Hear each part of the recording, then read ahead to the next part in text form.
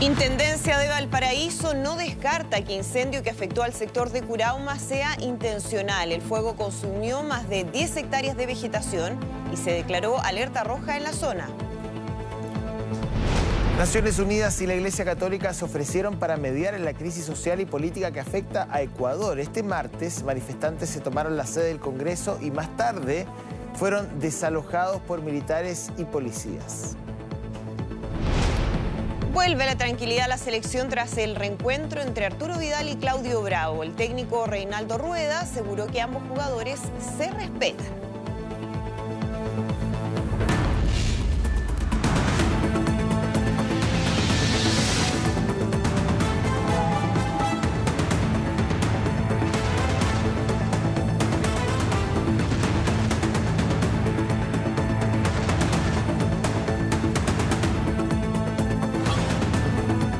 Mega Noticias Conecta con Andrea Aristegui y José Antonio Neme. Gusto en saludarlos, bienvenidos a la revisión de las noticias. Comenzamos con la historia de una detective de la Policía de Investigaciones que terminó herida a bala tras un procedimiento policial en Cerro Navia. La joven realizaba controles de identidad cuando fue atacada a tiros por 4 sujetos armados. Vamos a conocer de inmediato los detalles con Camila Espinosa. Camila, buenos días. ¿Qué tal? ¿Cómo están? Así es, ustedes lo decían, esto es en Cerro Navia, cerca donde está el Parque La Hondonada. ¿Qué es lo que ocurrió ahí en ese sector? La Policía de Investigaciones durante la noche realizaba un importante procedimiento. Es ahí en ese instante cuando un vehículo se posiciona atrás de ellos. Posteriormente, ¿cierto? Habían en el interior 4 sujetos, uno más que estaba en las afueras, un quinto sujeto, dispara en más de 15 oportunidades al vehículo, ese vehículo blanco que ustedes pueden ver ahí en las imágenes de la Policía de Investigaciones, hiriendo por lo demás en una pierna a una funcionaria que se encontraba en el interior. ¿Cuáles son los detalles de este procedimiento? ¿Por qué sucede de esta manera? Ellos se encontraban realizando un procedimiento, bien digo, vestidos de civiles. El vehículo, por lo demás, no tenía ningún logo que significara que procedía de la Policía de Investigaciones. Es a raíz de eso que se presume que estos individuos habrían intentado robar el vehículo y posteriormente se dan cuenta que se trata de uno de los autos de la Policía de Investigaciones. Es a raíz de ello, cierto, que se efectúan unos disparos por parte de ellos y también por parte de la Policía de Investigaciones y se dan posteriormente a la fuga. Nosotros pudimos conversar, de hecho, con los funcionarios policiales quienes entregaron mayores antecedentes también de este importante procedimiento. Pasemos a revisar las declaraciones.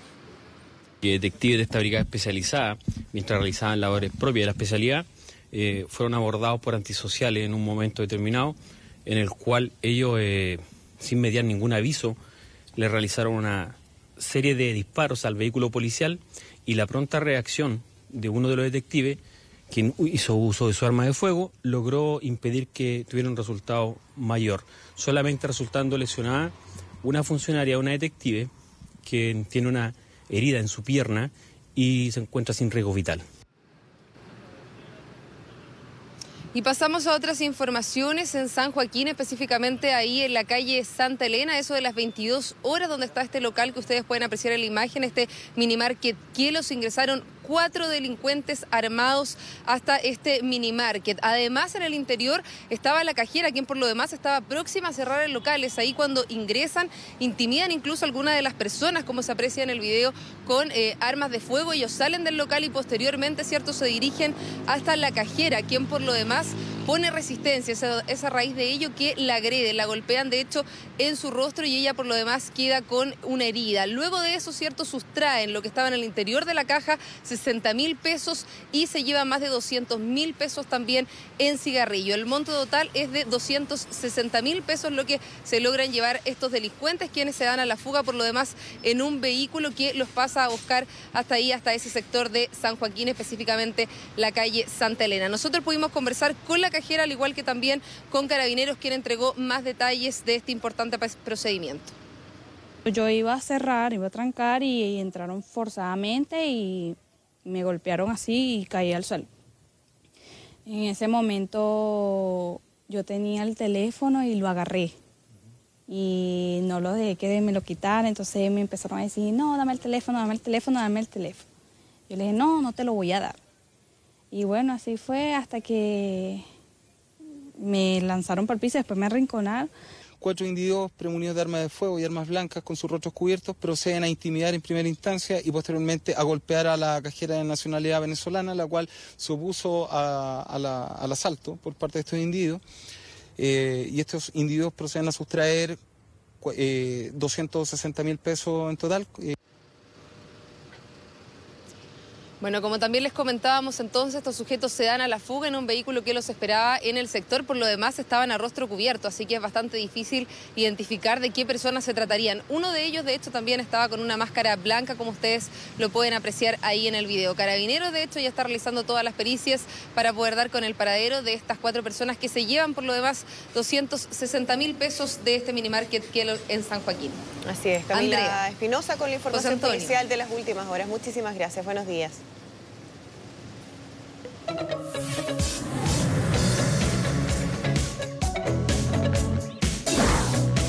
¿Cómo están ustedes? Muy buenos días, gusto de saludarlos nuevamente. 6:36 de la mañana de hoy, miércoles 9 de octubre. Claro, revisamos las condiciones meteorológicas de Santiago, porque anoche tuvimos un día extraordinariamente cálido para la estadística, para lo que es la sensación del ser humano que habita aquí a nivel de superficie.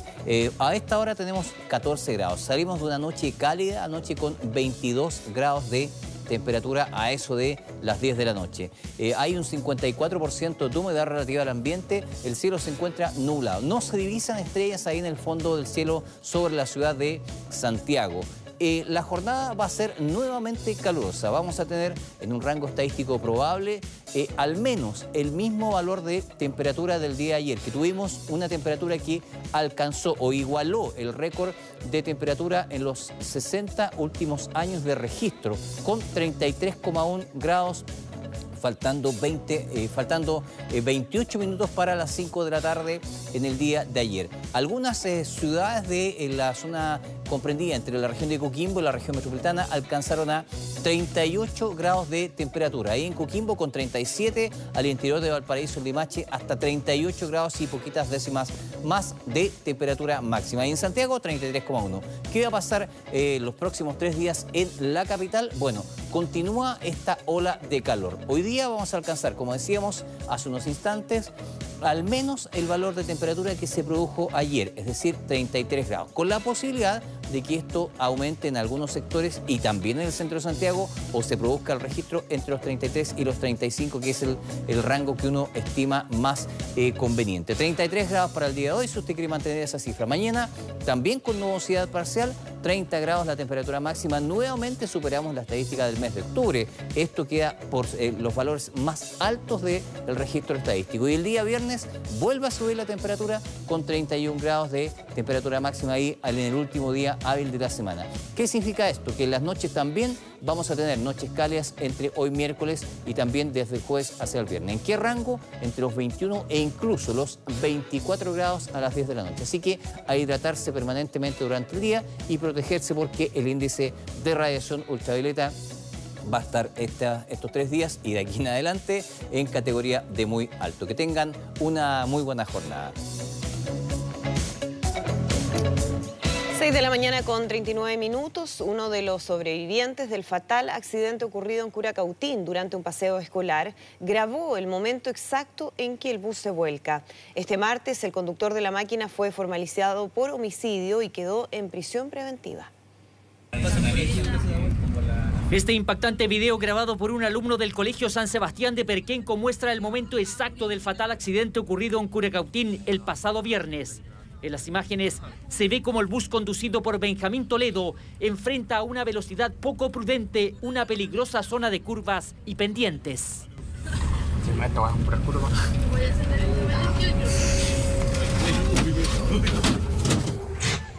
3 jóvenes muertos y 35 lesionados. Un accidente que, según los padres de las víctimas, pudo haberse evitado solo con un poco de sensatez. Reiteradamente los alumnos le habían dicho que bajara la velocidad y él nunca lo hizo. O sea, está bien que dijeron que él había hecho un auxiliar profesional, pero en este caso no llevaba animales, llevaba niños. Esa advertencia, según la Fiscalía, configura el delito de homicidio por dolo eventual, ya que el conductor debió representarse el peligro y el daño que su conducta podía producir.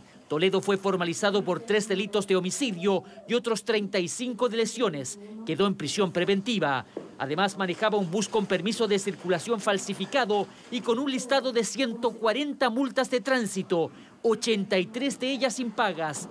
No se descartan nuevas formalizaciones. Conforme existan antecedentes para imputar delitos o delitos determinados, se efectuarán las solicitudes pertinentes. Otro hecho relevante es que ningún apoderado firmó la autorización para que sus hijos fueran de paseo escolar, documento que la Superintendencia de Educación exige y que es fundamental para hacer valer los seguros de accidente.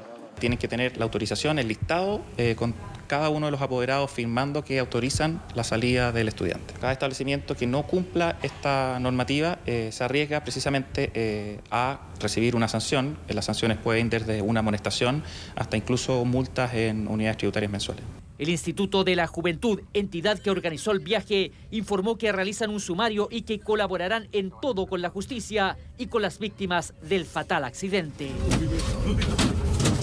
Bien, revisamos información web a esta hora, muy temprano, pero ya tenemos novedades de lo que ha ocurrido con un chileno que permanece detenido por un robo. Esto en el marco del espectáculo Rock in Rio. La familia de este muchacho dice que hubo irregularidades en la detención. Un caso complicado, habría que leer el detalle, pero si usted quiere hacerlo, bueno, tiene todo el desarrollo del caso ahí en meganoticias.cl, además, por supuesto, de otras informaciones de Chile y del mundo.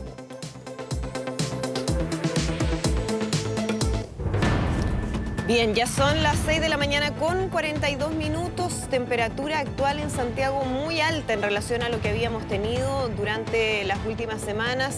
14 grados ya hay en la capital cuando se espera una jornada con temperaturas extremas. De hecho, hay aviso de la Dirección Meteorológica alertando de este evento extremo de altas temperaturas desde la región de Atacama hasta la región metropolitana, que significaría que aquí en Santiago tendríamos una máxima de 33 e incluso 34 grados en algún momento de la tarde.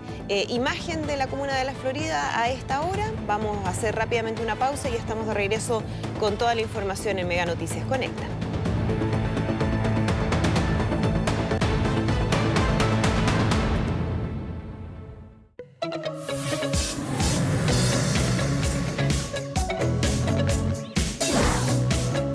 Actualizamos las condiciones meteorológicas de Santiago porque, claro, vamos a estar en otra jornada de alta temperatura, una jornada cálida dentro de este segundo día de ola de calor. A esta hora en la capital hay 14 grados, un 59% de humedad relativa al ambiente. Cielos nublados en Santiago, con esa imagen que ya muestra la claridad del amanecer y con abundante nubosidad sobre la zona central.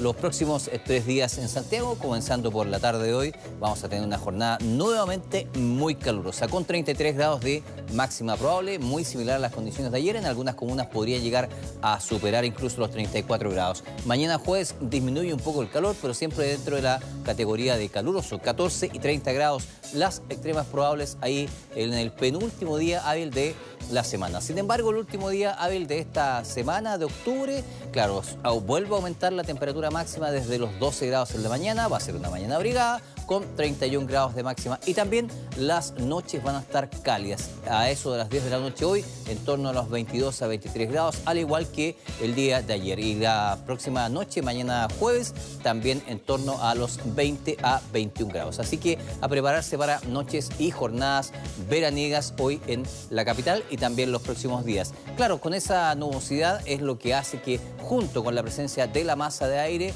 se haya mantenido la temperatura más bien alta a esta hora de la mañana. Y eso hace y favorece que una vez que disipe un poco esta nubosidad y se mantenga con sol de nubes, comience a aumentar rápidamente la temperatura, lo que aumenta también la posibilidad de que se alcance una temperatura de 33 grados, que, como decíamos hace un rato atrás, esta es una temperatura que bate o alcanza el récord del año 2009, que es el último récord que teníamos del registro de los últimos 60 años. Por lo tanto, hoy día es definitivamente una temperatura extrema, José Antonio, Andrea. Bien, pues 7 de la mañana con 14 minutos. Ya vamos a estar ampliando la información respecto a este fenómeno o este evento extremo de altas temperaturas que se va a dar en varias regiones del país en un ratito más, pero mientras vamos a avanzar con otras informaciones. Sí, claro. Bueno, ayer el gobierno presentó a 17 expertos que conforman una mesa de trabajo de legislación laboral y calidad de vida que va a sesionar a partir de este jueves en La Moneda durante 8 semanas. Hay miembros de gobierno y de oposición. Claro, la idea es escuchar a distintos actores relevantes en el mundo laboral, como los gremios, las pequeñas y medianas empresas. Hay abogados, dirigentes, académicos que van a también a participar de esta discusión. Queremos hablar más de lo que va a suceder y obviamente de cuáles son las bases, ¿no?, de la discusión. Estamos para ello ya en contacto con Jorge Fará, académico de la Escuela de Trabajo Social de la Universidad Católica. Jorge, ¿qué tal? Buenos días. Hola, muy buenos días, Andrea. José Antonio, un gusto saludarles nuevamente. Exacto. Jorge, partamos explicando un poquito cuáles son las bases de cada uno de los proyectos que se están discutiendo, ¿no? Se ha hablado mucho de este proyecto de las 40 horas, algunos dicen incluso no es 40 horas, son 35 horas, si uno les cuenta la hora de almuerzo, versus estas 41 horas del proyecto del gobierno, que incluiría también flexibilidad. ¿Cuáles son los términos principales de cada uno de ellos? Mira, lo primero es que el proyecto de ley que apunta hacia las 40, el que se conoce como 40 horas o reducción de jornada laboral hacia 40 horas, apunta efectivamente a tener 40 horas en el lugar de trabajo y por tanto se le descontarían las horas de almuerzo y lo único que fija aquello es que tú te mantengas 40 horas en tu lugar de trabajo menos esos 5 de almuerzo. Diría que, y de hecho cuando uno mira el proyecto de ley no tiene otras dos artículos más que ello. El proyecto que presenta el gobierno lo que pretende es fijar un volumen de horas mensuales que tú puedes negociar con tu empleador, que empleadores y trabajadores pueden negociar, y eso implica que a la larga el promedio de horas de trabajo semanal puede ser de 41,5 horas. Y eso es por eso que se le conoce como una perspectiva más flexible versus el proyecto de la diputada Camila Vallejo, que es un proyecto más de regulación del mercado del trabajo. El del gobierno lo podríamos denominar más bien de flexibilidad porque depende de los acuerdos entre empleadores y trabajadores. Jorge, bueno, si bien siempre es bueno conversar en política, uno se pregunta si es necesario levantar tanta información o ya está disponible o en realidad uno ya tiene experiencias en el propio país de reducción de jornada laboral con bajas consecuencias, ¿no?, reconocidos por algunos incluso miembros del propio Ministerio de Hacienda en ese momento. ¿Es necesario comenzar a levantar información, como ha dicho el presidente, convocar a esta mesa para conocer los alcances con mayor respaldo estadístico, o esa información ya existe y uno podría eventualmente proyectarla y esta mesa responde más a intereses políticos que desde el punto de vista, digamos, informativo?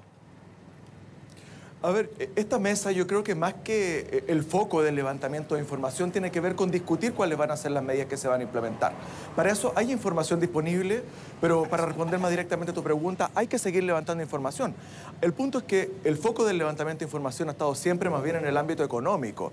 Ver, y de hecho podemos plantear que junto con el levantamiento de esta mesa, que tiene un carácter más político y más de discusión respecto a cuáles son los aspectos de la reforma, en paralelo se levantó un comité técnico en el marco de la Comisión Nacional de Productividad, o Consejo Nacional de Productividad, que lo que busca es estudiar el efecto económico que que tendría una reducción de horas laborales en el ámbito del salario, en los tipos y el nivel de empleo y en el crecimiento económico. Por tanto, esta mesa uno esperaría que se enfocase más en los otros aspectos que tienen que ver con el fondo del proyecto y que tiene que ver con la conciliación entre trabajo y vida familiar. Ese tipo de discusiones, para eso está el Parlamento, precisamente, para debatir el fondo de los proyectos. Sí, eso es efectivo. Lo que pasa es que el Parlamento se constituye en una instancia de discusión política, tal como has generado tú, y uno esperaría que con la participación de los actores que están convocados en la mesa, porque claro, los que han tomado más notoriedad han tenido que ver con ministros y ministros, pero también hay otros académicos que pueden plantear otro elemento de la discusión y que, insisto, que van en la lógica de la conciliación vida laboral y vida familiar. Va a estar presente el director del CONOSUR de la Organización Internacional del Trabajo, Fabio Bertranú, que es un experto en temáticas de seguridad social y trabajo. Lo que ocurre, mi pregunta apunta a que el presidente ha planteado esta mesa como si el impacto de la medida, si fueran 41, 40, 38,5, no tengo idea, fuera una absoluta incógnita, es decir, como si nos enfrentáramos a un verdadero abismo laboral. Entonces la pregunta mía apunta, ¿es tan difícil desde lo que hoy existe conocer el escenario eventual. Uno entiende que hay márgenes de variación en la realidad, pero estamos frente a un abismo informativo, es decir, que ante una decisión de este tipo no sabemos en ni un punto lo que va a pasar. No, por supuesto que no. Tenemos información, tenemos evidencia sobre y tenemos estudios profundos de lo que ha ocurrido en el caso alemán, en el caso francés, que ha llegado a las 35 horas. Es interesante, mira, el caso francés, porque uno de los elementos que estudió antes del año 98 fue cómo estaba impactando en los salarios y en la calidad de vida el aumento en la productividad, que es una discusión que nosotros tenemos. Y uno de los resultados mostró que los aumentos considerables en productividad en Francia no se estaban traspasando a los trabajadores ni en reducción de jornada laboral ni en mejores salarios. Y por tanto, se tomó la medida... ¿Jorge? Bueno, una de las medidas que se tomó fue la reducción de la jornada. Entonces tenemos el caso alemán, tenemos el caso francés, tenemos estudios en Japón muy interesantes que muestran cómo se ha reducido la tasa de accidentes laborales gracias a que las personas permanecen menos tiempo en el trabajo y con menores niveles de fatiga.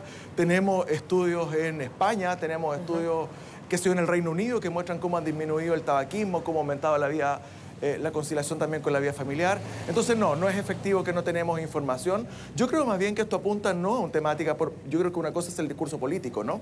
Pero otra cosa también apunta a generar lo que es muy relevante en este tipo de medidas que son tan estructurales y es generar algunos consensos a la hora de poder implementar para darle sostenibilidad. Sería fatal para un país y eso lo ha mostrado la evidencia tanto en Chile y en América Latina, que se tomasen medidas de este nivel de impacto sin tener las debidas discusiones, ya porque esto también tiene un elemento técnico. Pero Jorge, sin embargo, aquí, evidencia amplia existe. Es que quiero preguntarte sobre algo que tú mencionas y me parece que es clave en esta discusión porque hay distintas posturas, quienes están por las 40 horas completamente, quienes tienen una mirada más cercana al proyecto del gobierno y quienes en definitiva consideran que no hay que intervenir en lo absoluto. Y siempre sale el tema de la productividad, ¿no? Esta situación o este escenario que tiene Chile de muchas horas de trabajo, pero bajos niveles de productividad. La pregunta es si se está abordando ese problema en el fondo, porque hoy día, por ejemplo, revisamos un indicador, un ranking que realiza el Foro Económico Mundial con la Universidad Adolfo Ibáñez, ¿no? Donde se destaca que Chile se mantiene como un país competitivo, al menos a nivel regional, en los primeros lugares, pero que ha retrocedido y donde tiene ahí su talón de Aquiles en términos del mercado laboral, donde se habla, por ejemplo, de baja inversión en innovación o en tecnologías de la información. Es decir, tenemos un problema del que hacernos cargo y yo no sé si efectivamente en la discusión y en los argumentos que se han puesto sobre la mesa eso está presente. ¿Cómo lo ves tú? No está, hasta ahora no ha estado presente, ha estado completamente ausente y es muy relevante porque si no se toma la temática de la productividad, y ojo, esto también es relevante, no solamente la productividad, sino que el aumento de la productividad se traspasa a los salarios, lo que vamos a tener es trabajadores que, saliendo más temprano a su trabajo, van a acudir a aumentar sus jornadas laborales, participando de otro tipo de trabajo, ya sea de medio independiente, como economía de plataforma, o buscando otras alternativas de contratación o de trabajo. Por tanto, no se ha hecho cargo, y yo esperaría, y probablemente sea uno de los aspectos que va a contemplar, sobre todo, insisto, con la presencia de representantes de comunidad mujer, con representantes de la OIT, para que se aborde ello. Hoy día Chile... por ejemplo, uno de los factores importantes está demostrado que tiene dos elementos claramente relevantes para la productividad. Uno es la capacitación laboral y en Chile las capacitaciones promedio en las empresas son de 20 horas y lo que está demostrado es que tienen que ser de más de 200 horas para poder tener algún tipo de impacto en la productividad y además solo lo que se mide es la asistencia a las capacitaciones. Y por otra parte, la innovación y la incorporación de tecnología, pero no solamente para el mejoramiento de los procedimientos y los procesos, sino también para tener personas más capacitadas para poder hacer un uso eficiente y efectivo de ese aumento de la productividad interna a partir de la optimización de los procesos. Es decir, hay que hacerse cargo de ese elemento, Jorge, que es un tema bien de fondo, ¿no? A veces se plantea como la caricatura de que los trabajadores chilenos son poco productivos simplemente porque son flojos y les gusta sacar la vuelta, pero aquí hay un tema que es bastante más estructural respecto a nuestro mercado laboral y que obviamente debiera tenerse en consideración, porque ninguno de los dos proyectos, me imagino, va a solucionar el problema de la productividad por sí solo. No, es que de hecho lo que plantean los proyectos es una discusión, yo diría que ni siquiera entre las 40 y las 41,5. Es una discusión por mayor flexibilidad o mayor regulación. y el papel que juegan ahí y qué va a pasar con la economía en esa discusión, en esa dualidad. Eso, diré que esa es la discusión académica de fondo entre los dos proyectos. Y no se hacen cargo de la productividad y deberían hacerse cargo, por supuesto, porque aquí lo que estamos hablando es una estrategia que permite una mejora en la conciliación entre vida laboral, vida familiar y finalmente mayor desarrollo para el país. Y eso es parte de una estrategia. Y como toda estrategia que apunte a ese nivel de impacto no puede ser concebida solamente a partir de algo unidimensional como es la reducción en la jornada laboral. Bien, muchas gracias. Ni siquiera tampoco en la tensión entre flexibilidad y regulación. Exacto. Entiendo. Muchas gracias, Jorge, académico de la Escuela de Trabajo Social de la Universidad Católica, que siempre es una voz autorizada para hablar del tema. Muchas gracias. Gracias, que esté muy bien. Jorge, buenos días. No, muchas gracias a usted, además, por poner otras ópticas en esta temática que es tan relevante para todos. Muchas gracias. Muy bien, buenos días. Buenos días. Bien, 7 de la mañana con 25 minutos. Autoridades de Valparaíso aseguraron que el incendio forestal que ha afectado al sector de Curauma sería intencional. Bueno, ahora hay alerta roja en la comuna y las llamas ya consumieron lamentablemente cerca de 15 hectáreas de terreno, aunque se evitó, por fortuna, ¿no?, que el fuego alcanzara viviendas. Vamos de inmediato a conocer más detalles con Camila Espinosa. Camila.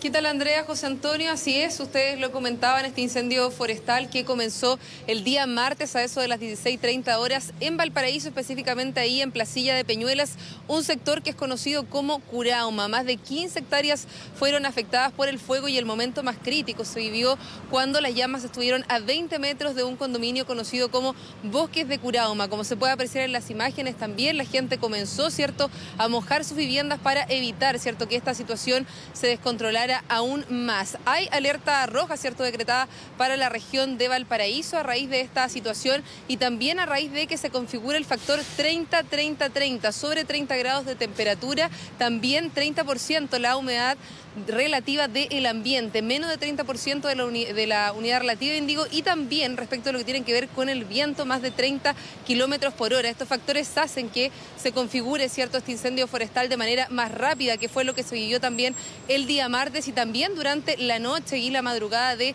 este miércoles, donde se reactivaron algunos focos y tuvieron que trabajar también algunas de las compañías de bomberos. Más de 10 compañías trabajando en el lugar. Nosotros pudimos conversar con el alcalde de Valparaíso, Jorge Charp, al igual que también con el intendente, quienes no descartaron que estos incendios sean intencionales. Sí, es muy probable que se mantenga la alerta roja. Nosotros hemos tomado desde el día lunes, por la alta temperatura, baja humedad y mucho viento en toda la región. Todos los gobernadores están con instrucciones en conjunto con las policías de visitar los sectores de interfaz urbana. Son los sectores más peligrosos, donde se acercan las casas a los bosques o a los sectores despoblados. Estas zonas de interfaz estamos haciendo vigilancia especial con carabineros, con drones, porque estos incendios son intencionales, no hay vuelta, o sea, son acción humana. Es dable pensar de que esto puede haber tenido intencionalidad y eso nos preocupa muchísimo. Por eso queremos que las policías, en este caso el coronel Alarcón, que se encuentra conmigo, y la Fiscalía realice las investigaciones respectivas para perseguir y encontrar a aquellas personas que pueden haber incurrido en estos actos pirómanos en este sector de Placilla de Peñuelas. Se mantiene la alerta roja entonces para la región de Valparaíso. No hay suspensión de clases para el día de hoy. Lo que sí, cierto, se solicitó tener bastante precaución respecto de lo que tiene que ver con las actividades físicas. Sí, todavía, cierto, algunos de los cuerpos de bomberos se encuentran trabajando en este sector de Curauma, específicamente ahí Placilla de Peñuelas, por si se llegaran también a reactivar algunos focos durante la jornada de este día miércoles. Priscila, José Antonio, Andrea, bien digo. Sí, está bien. Muchas Camila Espinosa, muchísimas gracias por la información. Buenos días. Buenos días. Bueno, lo hemos traído desde el estudio 184 del canal al 1. A don Jaime Leite, que lo tienen allá lejos, pero ahora ha venido por la contingencia. Tan lejos, tan cerca, don Jaime. ¿Cómo está? Buenos días. Andrea, José Antonio, buenos días. Gusto saludarlos nuevamente desde este estudio del canal. Sí, ya revisábamos recién la situación que se vivió ayer en la región de Valparaíso y obviamente hay mucha preocupación por lo que pueda seguir ocurriendo durante esta semana. Hablábamos de un evento extremo de altas temperaturas en varias regiones. ¿Por qué se produce, don Jaime? Se produce fundamentalmente, Andrea, por la presencia de una masa de aire cálido, más cálido de lo habitual en esta época del año. Hay que considerar que la temperatura media del mes de octubre, como máxima en Santiago, para hacer una referencia, es de 22,9 grados, prácticamente 23. Eso como promedio. y ayer tuvimos 10 grados más que este promedio. La mínima oscila en torno a los 8 grados y a esta hora ya tenemos 6 grados más. Por lo tanto, hay un margen muy considerable, muy importante para que este evento se mantenga en primer lugar y da cuenta de la presencia de una masa de aire cálido. Hay que decir que desde Coquimbo hasta la región metropolitana las temperaturas máximas fluctuaron entre los 33 y los 38 grados. Y esos 38 grados se produjeron justamente aquí en las cercanías de la región de Coquimbo, a muy poca distancia de la costa, ahí en el Limache, Quillota, y eso produjo temperaturas con décimas superiores a los 38 grados. ¿Eso es récord para este mes o habíamos tenido una situación así anteriormente? No, este año no habíamos tenido temperaturas tan altas en este mes. Pero para un mes de octubre... Históricamente, ¿sí? En el año 2009 sí tuvimos el registro histórico, hasta ahora igualado en el día de ayer, más alto en el registro de los últimos 60 años. Y eso hace una situación definitivamente extrema. Había habido solamente en estos 60 años solo 4 casos con más de 32 grados en Santiago en octubre.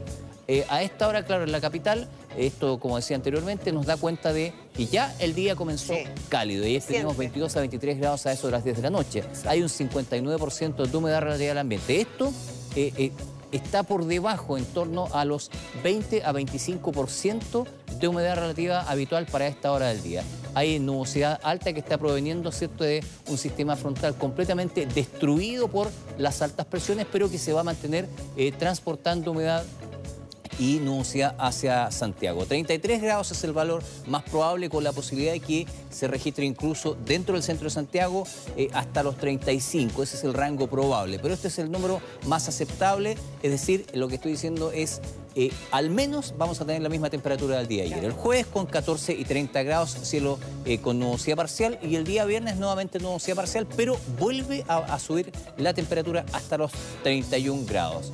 ¿Qué es lo que explica esta situación? Bueno, como decíamos, aquí estamos en la región metropolitana y esta zona amarilla de ahora es la que ayer se tiñó de rojo, dando cuenta de que en los valles hay una circulación, una masa de aire y una circulación favorable a la acumulación de calor, a la radiación, producto de la radiación, de la masa de aire, ¿cierto?, y del viento cálido. Aquí tenemos, don Jaime, porque quizás no se ve muy bien, porque la letra es chiquitita, ¿no? Pero sector de Lampa, Curacaví, Casablanca. Claro. Ahí está el centro de Santiago, Aquí está el centro justo ahí en el límite de los colores. Lampa, Maipú y el sector sur de la capital. Y se tiñe, claro, de este color anaranjado a eso de las 3, 4 de la tarde, que es la hora de la temperatura máxima. Ayer se produjo a las 16 horas con 32 minutos la temperatura máxima de 33,1. Y esto nos da hoy día 1 grado más, pero si uno piensa desde el punto de vista estadístico, es difícil romper un récord 2 días consecutivos respecto a una estadística de 60 años. Por lo tanto, estamos diciendo, por lo menos vamos a tener el mismo calor del día de ayer y con la posibilidad de que aumente un par de grados más como Cuenca aquí en la región metropolitana. Claro, uno entiende que podría haber un día donde se rompa un récord, pero ya 2, 3 días, una semana ya marca una tendencia que responde probablemente a una realidad distinta. Bueno, los incendios que afectaron a la región de Valparaíso, ¿no? Ahí uno puede ver el color de la región de Valparaíso bien anaranjado también, quizás tanto como el centro de Santiago.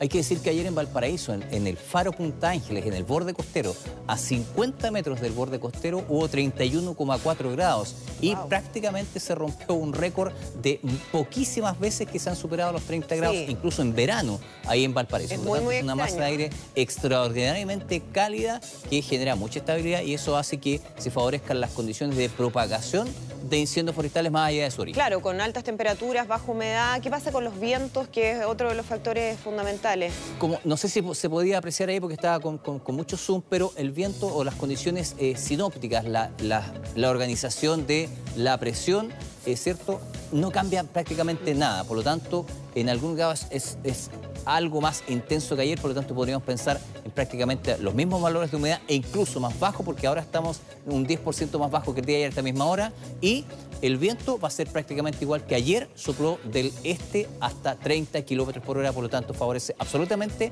la propagación de este tipo de eventos. O sea, peores condiciones incluso que el día de ayer. Exactamente, sí. Bien, pues. Don Jaime, muchas gracias. Muy bien, buenos días. Gracias. Nos vamos rápidamente a la pausa. Recuerde que hoy día en Santiago las temperaturas van a ser súper altas, con máximas de 32, 33 grados en algunos casos. Ya estamos de vuelta.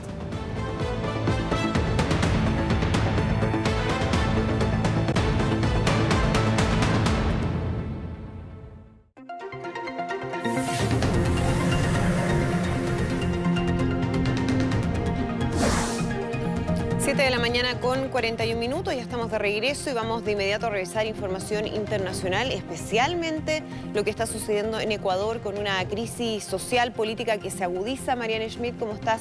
Buenos días. Hola, muy buenos días. Allá hay que contemplar que hay 2 horas menos, por lo tanto, en Ecuador son las 4:42. 5:42. 5:42 minutos, me dicen, claro. Por lo tanto, está ya despertando con una huelga general, luego que terminara hace algunos minutos el toque de queda nocturno en las inmediaciones de las sedes públicas decretado por el presidente Lenín Moreno para garantizar la seguridad del país, sobre todo en Quito, donde miles de indígenas, campesinos, transportistas, decenas de sindicatos y estudiantes se preparan para una nueva jornada de protesta por el llamado paquetazo o plan de ajuste del gobierno que contempló el fin de la subvención estatal a los combustibles, lo que hizo en definitiva aumentar su valor en un 123%. Esto sacó chispas en la población que se ha movilizado con violencia en momentos en que Ecuador se encuentra en estado de excepción por 60 días. El momento más complejo fue cuando un centenar de indígenas y campesinos se tomaron parte del Congreso recibiendo una dura respuesta de parte de la policía que logró reprimirlos y desalojarlos del edificio. A pesar del estado de excepción, hoy quieren llegar hasta el Palacio de Gobierno. Mientras tanto, anoche Lenín Moreno volvió a hablarle al país desde Guayaquil, donde trasladó la sede de gobierno y reafirmó que los seguidores del expresidente Rafael Correa y del presidente de Venezuela, Nicolás Maduro, están detrás de esta crisis. Los aludidos reaccionaron inmediatamente. Escuchemos las declaraciones de estas autoridades. Definitivamente los correístas están detrás de los desmanes. Están detrás de esos crímenes que se han cometido, de los robos, de las lesiones a ciudadanos ecuatorianos, a policías, a militares. Estuvieron Correa, Pavón, Patiño y Fernández estuvieron en Venezuela recibiendo órdenes. Salió el presidente Lenín Moreno a decir que lo que está pasando allá es culpa mía. Si usted, señor Lenín Moreno, quiere ver la realidad, eche para atrás ese paquete económico y dialogue con el pueblo de Ecuador. Con esto, Moreno ni siquiera va a poder regresar a Quito, a no ser que blinde los próximos 2 años toda la capital, el Palacio de Gobierno, pero eso es insostenible. O renuncia, ¿no?, o pide anticipo de elecciones, que sería la vía constitucional y democrática para superar esta gravísima situación. Bueno, representantes de los 5 poderes del Estado de Ecuador, el Ejecutivo, Legislativo, Judicial, Electoral y de Transparencia, expresaron su apoyo al presidente Lenín Moreno. Lo mismo hicieron los gobiernos de nuestro país, Brasil, Argentina, Colombia y otras 4 naciones de la región, afirmando que se debe respetar la institucionalidad. Por su parte, la Iglesia y Naciones Unidas han ofrecido ya mediar en esta crisis para que en Ecuador vuelva a reinar la calma, pero lo más probable es que en el día de hoy vivamos uno de los momentos de mayor violencia y tensión, sobre todo porque, como les contaba ayer, los que han tomado las últimas horas la batuta ahora son los indígenas, que representan, según la CEPAL, el 7% de la población, claro, que viajaron hacia Quito y su finalidad es llegar al Palacio de Gobierno. Claro, se hablaba de cerca de 7.000 personas que se encontraban en Quito en esta protesta que no solamente fue en contra del Palacio de Gobierno, sino que también contra el Parlamento. Durante los últimos días han bloqueado varias carreteras importantes, hay sectores que están aislados, han retenido a militares y a policías y hoy día esa situación podría agudizarse. Ahora, lo que hay que tener en consideración, si uno revisa la historia de Ecuador, la historia reciente de Ecuador, es que varios gobiernos han caído justamente en medio de estallidos sociales de estas características. El propio Lucio Gutiérrez tuvo que salir arrancando en helicóptero del Palacio de Gobierno. Y fue justamente por la movilización amplia de los indígenas. Tú haces alusión justamente a Lucio Gutiérrez. Y ahora, ¿cuál es la figura también que representa el expresidente Rafael Correa, exiliado desde Bélgica, anunciando que en definitiva entregue el poder, quien fuera su delfín, ¿verdad?, político, y el que continuara con su gobierno, que en definitiva lo cambió. Ayer hablábamos un poco del tinte de cómo fue el gobierno de Rafael Correa. Ahora, Mariana, una pregunta. acusado de tiene varias acusaciones de corrupción, claro. Por lo tanto le costaría regresar y dijo, estaba dispuesto incluso Rafael Correa a regresar. Una pregunta que tiene que ver con la agenda política inmediata, porque mover el gobierno, los estados de excepción constitucional y el toque de queda son todos herramientas para poder, digamos, garantizar seguridad y restablecer el orden. Es bien curioso en todo caso el derecho constitucional a mover un gobierno. Es como que el presidente sale escapando de una ciudad a otra, porque uno se pregunta si en el Palacio de Gobierno el presidente no está seguro, bueno, ¿dónde está seguro? Pero bueno, la pregunta es qué viene en lo más inmediato, o sea, ¿va a haber una mesa de trabajo? ¿El presidente se abre a conversar con el mundo indígena? ¿Hay alguna iniciativa de retractarse respecto de este paquetazo o no, digamos? En las primeras horas él quiso enfrentarse a esta mesa de diálogo, sin embargo, los indígenas dijeron que no, que una vez que haya mesa de diálogo es cuando él quite este paquetazo, exclusivamente lo que tiene que ver con haberle quitado después de 40 años la subvención a los combustibles. Por eso, no solamente el alza en 123% del precio de los combustibles es ahí, sino que esto va a significar un alza en todos los precios, hasta de los alimentos en el futuro. Por lo tanto, está muy compleja la situación, sobre todo porque ustedes recordarán que además los indígenas también decretaron su propio estado de excepción. Exacto. Por lo tanto, los militares y la policía no pueden ingresar, dijeron ellos, a sus territorios indígenas o también serán retenidos. Si uno lo lleva a pesos chilenos, Marian, para entender, esta alza son aproximadamente 300 pesos por galón de gasolina o combustible en uno de los países que tiene el precio más bajo de justamente los hidrocarburos. Pero que sabemos es fundamental, como tú mencionas, para toda la cadena productiva. Por eso que ha generado tanto impacto la medida. Una crisis económica importante, a raíz también de la dolarización, muy dependiente de Ecuador y sobre todo de la larga lista de subvenciones que reinó durante muchísimos años. Vamos con otra información, porque se imagina ir usted ahí volando en un avión y de repente un grupo de hombres encapuchados y armados se toman esta aeronave y amenazan con matar a los pasajeros. Qué susto, ¿no? Eso ocurrió en una de las aeronaves de la compañía Interjet, pero se trató finalmente de un simulacro realizado por la aerolínea en el Aeropuerto Internacional de la Ciudad del Carmen, Campeche. Fue un simulacro a escala real del secuestro de este avión. Las autoridades de gobierno se coordinaron para poner en práctica los protocolos con el objetivo de rescatar a los pasajeros. Todo fue realizado bajo la coordinación de la autoridad aeronáutica y con la participación activa de las distintas instancias del aeropuerto: seguridad, operaciones, servicios de salvamento y extinción de incendios. Perdón, esto es... perdón, no sé dónde queda Carmen, Campeche. Ah, sí, claro, en México. España. Ah, México. Pues bien, vamos con otra información. En momentos en que se conocen más antecedentes entregados por dos funcionarios de inteligencia que evidenciarían posibles represiones del presidente Trump a su homólogo ucraniano para investigar a Joe Biden, su posible rival, ¿verdad?, en las elecciones, la Casa Blanca ha sorprendido con un anuncio: no va a colaborar con el proceso de juicio político contra el mandatario porque a su juicio es una investigación ilegítima, inconstitucional y carente de imparcialidad, criticando directamente a los demócratas. De esta manera se negó a formar parte del procedimiento al que tachó de teatro político partidista. Recordemos que tras la denuncia de quién sería un agente de la CIA, la Casa Blanca publicó un extracto de las conversaciones telefónicas entre Trump y su par ucraniano, en la que se reveló que sí le pidió que investigara al ex vicepresidente Joe Biden por corrupción. La presidenta de la Cámara de Representantes, Nancy Pelosi, ha reaccionado, respondió con mucha fuerza, calificó la decisión como manifiestamente equivocada y le aclaró al presidente que no está por encima de la ley, que para ella esto es otro intento ilegal de esconder los hechos de los esfuerzos descarados de la administración Trump para presionar a gobiernos extranjeros. Son palabras de ella. Aquí hay una declaración de guerra directa del Ejecutivo hacia el Congreso con esta declaración, que además es muy dura en los términos que utiliza, y los mismos demócratas creen que eso podría ayudar a acusarlo de obstrucción a la investigación. Es decir, que todos los elementos de la no colaboración de la Casa Blanca van a ser utilizados en contra del presidente Donald Trump. Entre ellos, lo que ordenó la Casa Blanca para que el embajador de Estados Unidos en la Unión Europea, el embajador Sondland, no prestara declaración ante el Comité de Inteligencia que investiga. Él estaba dispuesto a hacerlo,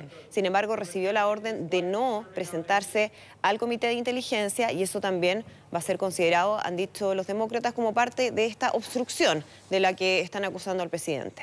Así es que eso es un panorama nada de bueno, si uno lo ve desde afuera, y que quizás fomentaría aún más un juicio político para Donald Trump contra él. Bueno, Argentina, el presidente Mauricio Macri sigue la gira de 30 ciudades en 30 días como parte de su campaña a la reelección. Cuando faltan solo 18 días para los comicios, ya se utiliza todo tipo de recursos. Ponga atención para poder revertir estos resultados de las primarias. Después de cantarle feliz cumpleaños, ha besado el pie de esta señora en un mitin realizado en Tucumán. Luego la llamó su cenicienta. Sin embargo, las encuestas no le favorecen para nada. Si la distancia con su rival peronista Alberto Fernández en las PASO fue de 16 puntos, los últimos sondeos señalan que la distancia es de 20 puntos, por lo que no habría incluso, se estima, una segunda vuelta. Mientras tanto, Fernández propuso un plan para enfrentar el hambre en momentos en que hay ya 10 millones de pobres en Argentina. Impensable, más aún, cuando la Organización Mundial del Comercio señala que Argentina está entre los principales productores de alimentos del mundo. Bueno, ahí hay un tema que tiene que ver con la gestión de recursos, evidentemente. O sea, los recursos están, pero el nivel de gestión que hay al interior del país es nefasta. Cristina no aparece por ninguna parte, ¿ah? No. Sí, no aparece. Está absolutamente ni siquiera en las redes sociales. Desaparecida.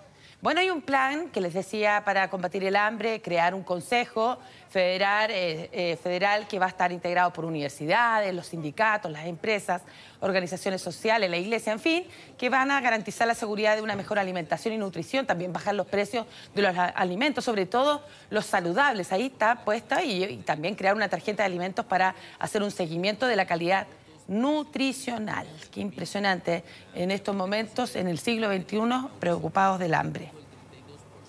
Bueno, y tenemos hace pocos momentos los nombres de quienes han ganado el Premio Nobel de Química 2019. Fue otorgado para John Gondernoff, Stanley Whittingham y Akira Yoshinobu, el desarrollo de baterías de iones de litio. Este descubrimiento se utiliza desde los teléfonos móviles a los computadores portátiles y vehículos eléctricos. También puede almacenar cantidades significativas de energía solar y eólica, haciendo posible una sociedad libre de combustibles fósiles. Así que todos estos días hemos estado viendo los premios Nobel. Tuvimos medicina, física ayer, el de física, química hoy, faltan los que generan siempre más expectación, ¿no? El premio de literatura y el de la paz. Que hay una larga lista que las vamos a mostrar siempre para entregarla ya el hay muchos candidatos, algunos bien curiosos. Sí, curiosos y también una joven como Greta Thunberg. Bueno, es parte de la lista. Marian, muchísimas gracias. Que esté muy bien. Chao, buenos días. Bueno, hoy es el último día del Cyber Monday, Ciberlunes, evento que espera superar todos los récords de ventas por Internet de sus ediciones anteriores en el país. Sí, vamos a conocer ya los primeros balances que se están haciendo de estos días. Estamos en contacto con Daniela Valdés, que nos entrega la información. Daniela. Hola, buenos días. Hola, buenos días. Sí, es hora de balances ya en el último día y también de conocer cuántos reclamos quizás hay en esta ocasión, en esta nueva edición del Cyber Monday. Vamos a conversar a esta hora de la mañana con George Lever, el exgerente de estudios de la Cámara de Comercio de Santiago. George, muy buenos días. Bueno, un primer balance cuando ya quedan horas para que termine este nuevo evento de ventas. Buenos días. Hola, buenos días. Sí, bueno, si bien aún no tenemos cifras preliminares de lo que pasó, sobre todo ayer, porque es muy temprano aún, nuestra estimación es que casi con certeza las cifras van sobre los 150 millones de dólares.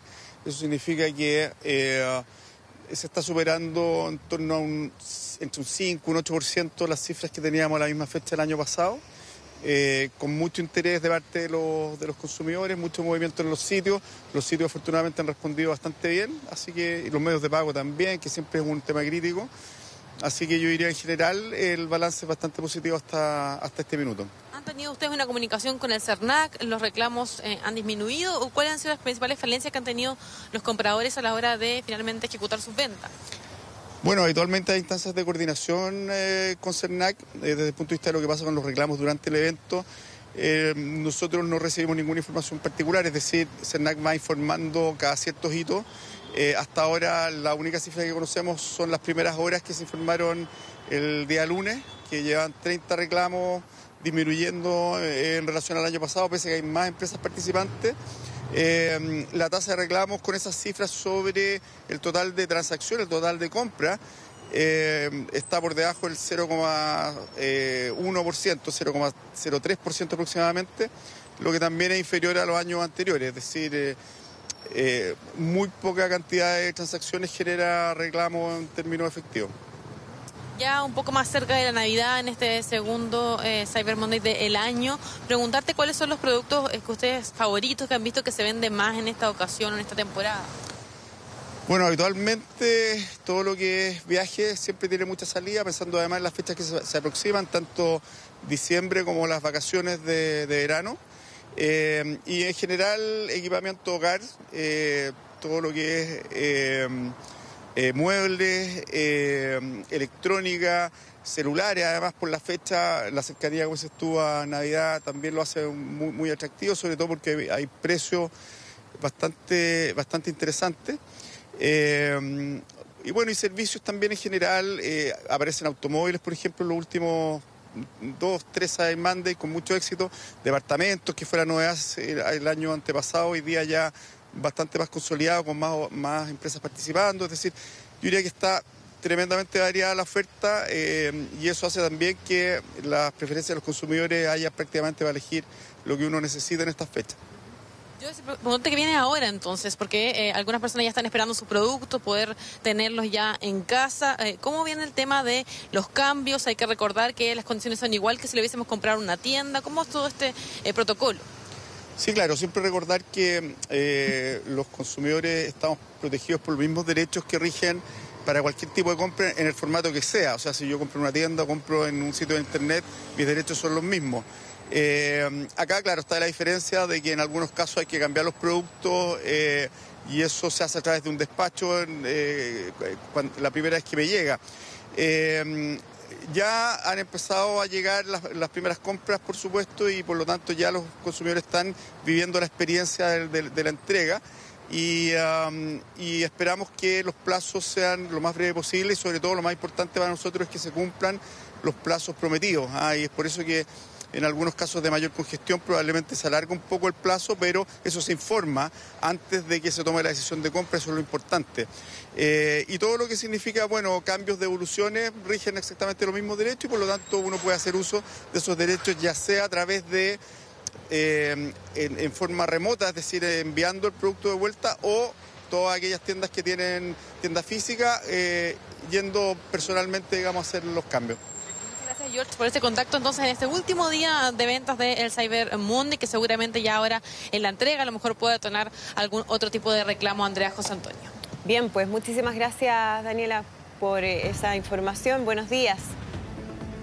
Bien, comenzamos ya a despedir las noticias cuando son casi las 8 de la mañana con una vista, ¿no?, del puerto de Valparaíso, pendientes, por supuesto, del riesgo de incendios forestales en esa zona del país. Sí, altas temperaturas pronosticadas para esta jornada. Ya hay 15 grados en la región de Valparaíso, se espera una máxima de 27 y en Santiago, les recordamos, 33, incluso 34 grados durante esta tarde. Así que prepararse para el calor, digo. Muchísimas gracias por acompañarnos en esta edición de Mega Noticias Conecta y que tenga un bonito día.